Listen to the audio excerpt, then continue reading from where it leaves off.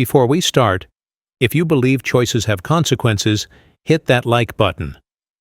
This is the story of how I lost everything because of one mistake I can never undo. My name is Elena Costa, and I made the worst mistake of my life. I know most people will hate me for this, and honestly, I probably deserve it. But I need to tell the truth. Maybe someone out there will understand what I was going through. Or maybe you'll just call me a monster. I'm ready for both. I'm 26.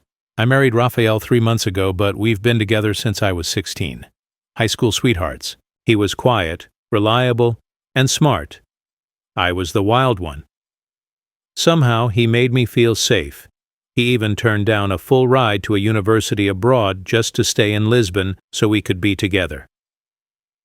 I dropped out of college later, and he never judged me. He worked 2 jobs while I stayed home. He said he wanted to provide for me, that I'd never have to worry about anything. And I loved him for that. I still do, in a way, but somewhere along the way, everything changed. I wish I could say the distance between us happened overnight, that there was a single moment I could point to and say, this is where we fell apart.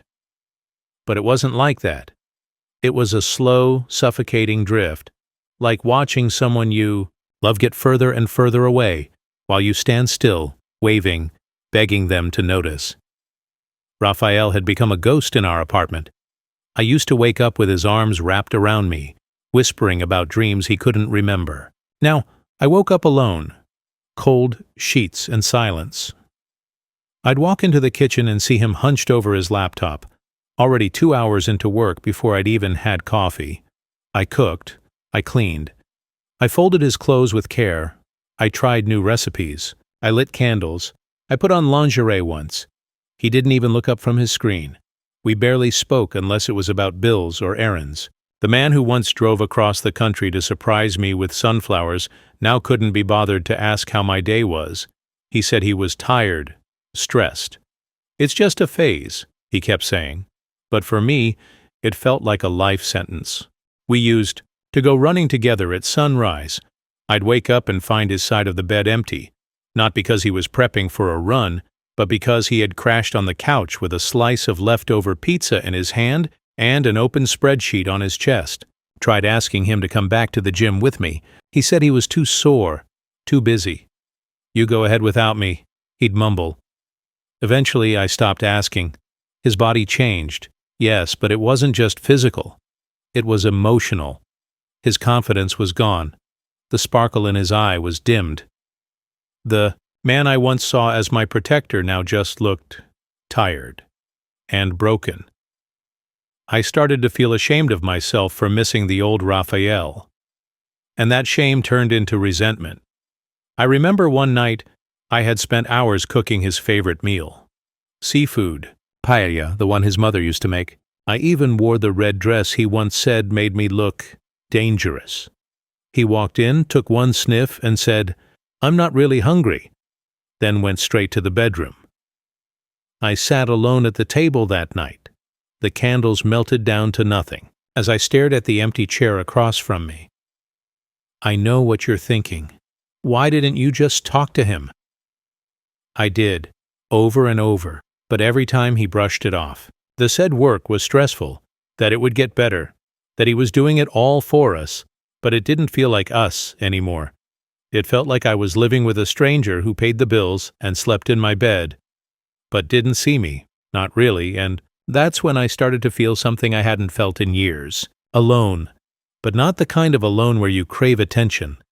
The kind where your heart starts begging for connection. And when Tiago came into the picture, it wasn't because I was searching for someone new.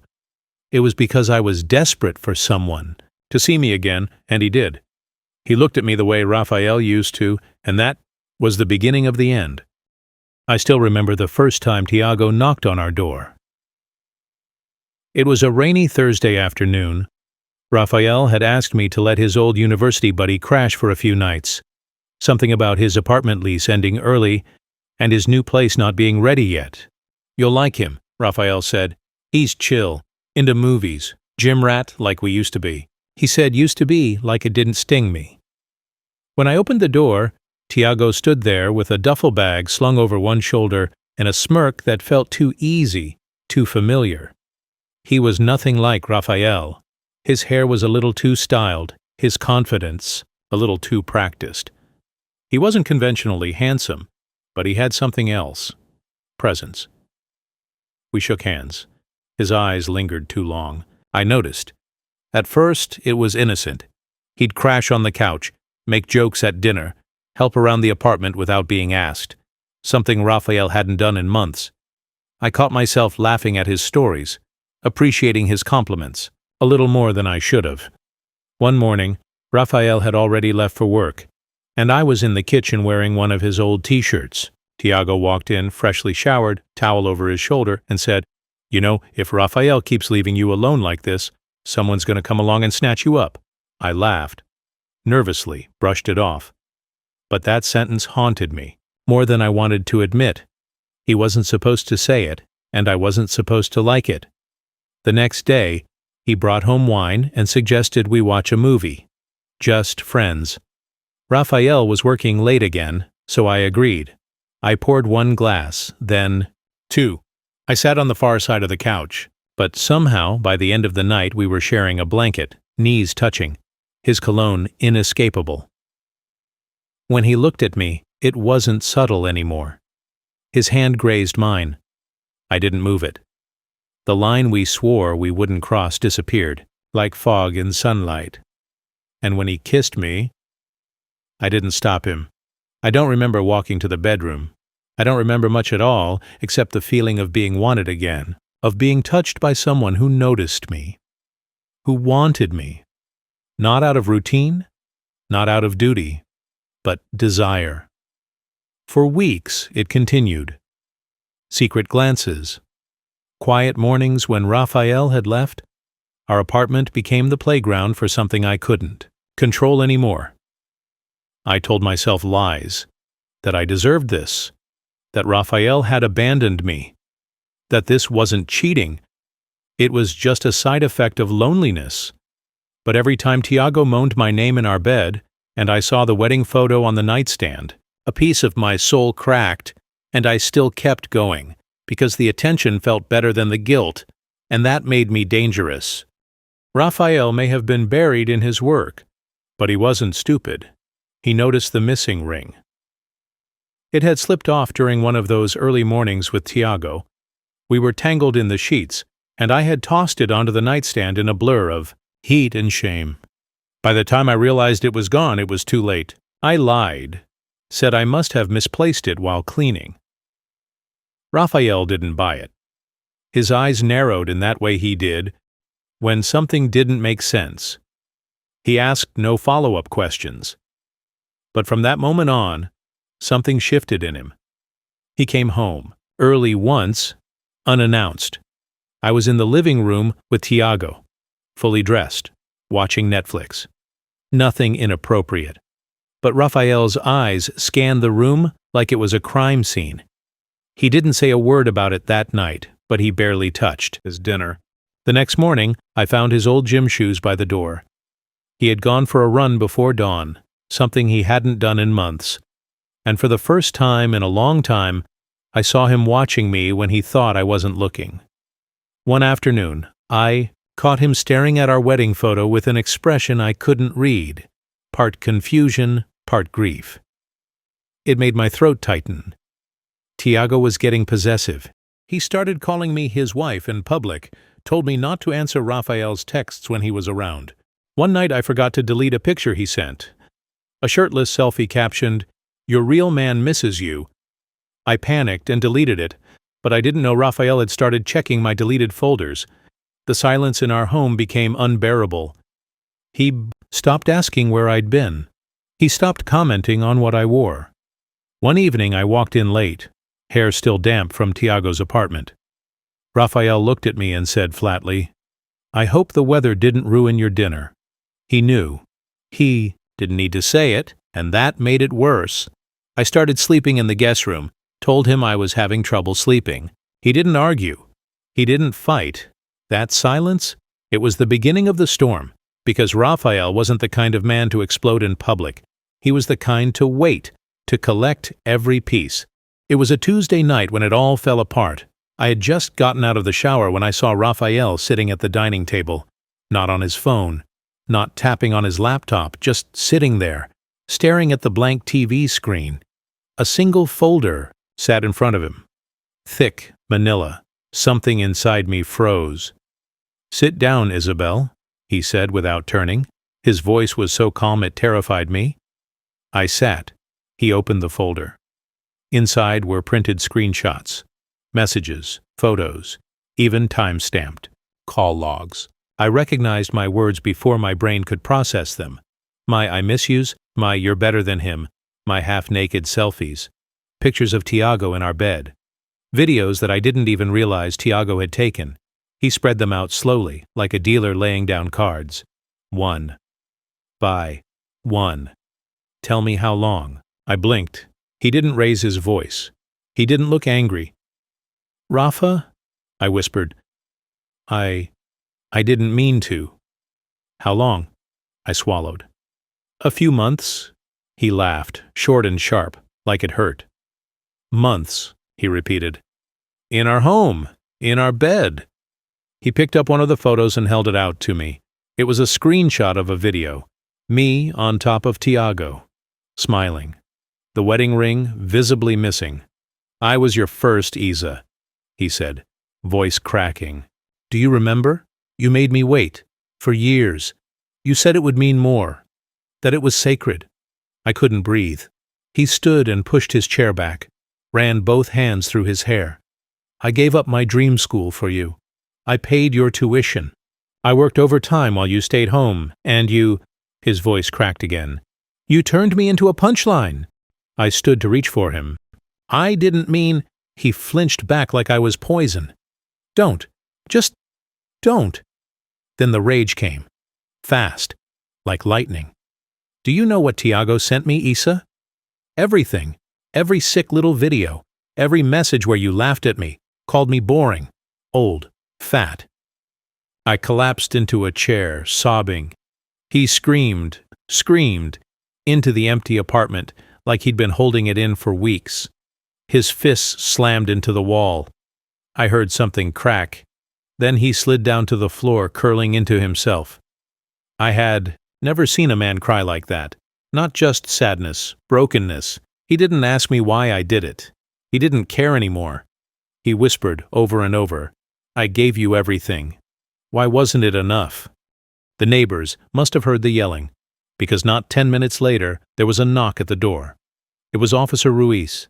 He'd been by our building a few times for noise complaints. His eyes scanned the room. Saw Rafael on the floor. Saw me shaking, saw the torn photos scattered on the table. "Everything okay here?" he asked cautiously. I nodded too fast. Rafael didn't say a word. "Ma'am, do you have somewhere else to stay tonight?" It hit me like a punch. He wasn't asking us. He was asking me. Rafael finally spoke. Quiet, numb. "She's not welcome here anymore." I was too ashamed to argue. I packed a small bag. My hands were trembling so badly I dropped my phone twice. When I passed the dining room table, I stopped, looked at the photo album he had laid open, our wedding day. My smile so wide. His eyes so in love. I reached out to touch the photo. Rafael looked up. "Don't. Just go." I turned, walked out, into the hallway, down the elevator, and into the cold night air. Tiago texted me that night. "He kicked you out? You're better off. You're mine now, wifey." I didn't respond, because suddenly, being his didn't feel like a prize. I went to my mother's apartment. She asked what happened. I told her I messed up. She didn't ask more. She just let me cry on her couch like I was a child again. The next morning, Rafael's sister messaged me. "He's not eating, barely sleeping. You broke him, Isa." I wanted to scream that it wasn't all my fault, that he neglected me, that he abandoned me for code and deadlines. But deep down, I knew those were just excuses I used to justify betrayal. Now Rafael won't return my texts, my calls, nothing. The only thing he sent is a legal document, divorce papers, no words, no note, just a signature line with a deadline and a warning from his sister. If you don't sign, he's ready to release everything. The photos, the videos, your chats, all of it. It wasn't a threat. It was a promise. Tiago still calls, he still sends voice notes, still calls me wifey. But every time I hear it now, it sounds fake. Like a title I stole. Like a role I never earned. Because Rafael was my real husband, and I threw him away like he was nothing. And now I'm the one left with nothing. 2 weeks. That's how long it took before the silence started to feel like drowning. I tried everything, texts, emails, voice messages. I even wrote a letter, an actual letter, and mailed it to our old apartment. But Rafael never responded, not even a read receipt, not even a seen notification. It was like I no longer existed. Tiago kept calling, kept texting.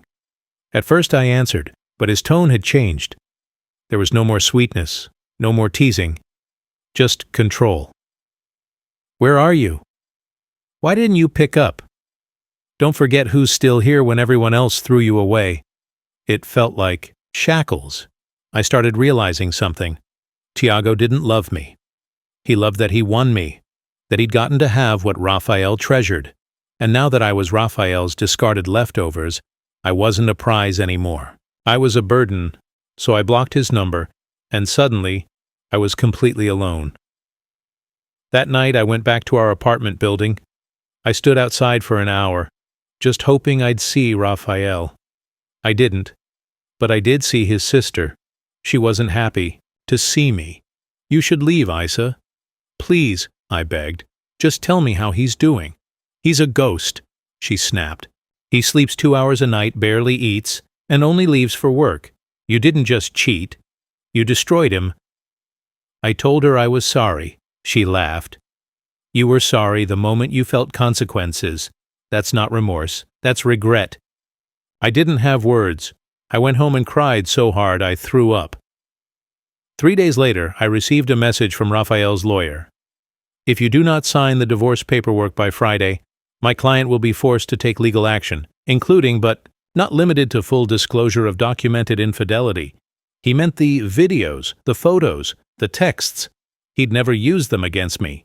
But now I knew he would, because he had nothing left to lose, and I'd already taken everything. I signed the papers, quietly, alone, with trembling hands and tears that wouldn't stop. The divorce was finalized 3 weeks later. Rafael didn't show up in person. He didn't even sign it in front of me. Just submitted it through his attorney. Official. Sterile.